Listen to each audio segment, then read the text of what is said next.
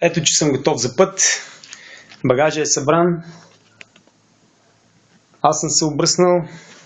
Облякан съм. След малко чакам Ники да свърши работа, да я вземе. Ще седнем, ще хапнем нещо и ще съм в колата на път за Австрия. Истината е, че от доста време се подготвям за това пътуване. Психически поне от няколко години, а практически от 6-7 месеца.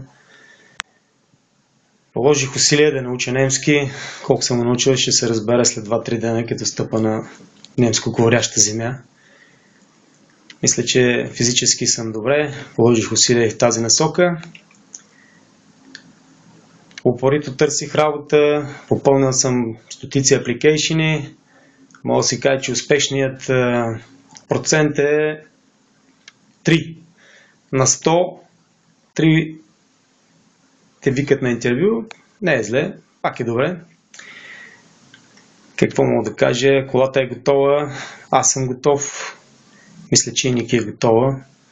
От тук нататък Господ напред и аз след него. Не мога да отрича, че се вълнувам. Много съм развълнуван даже.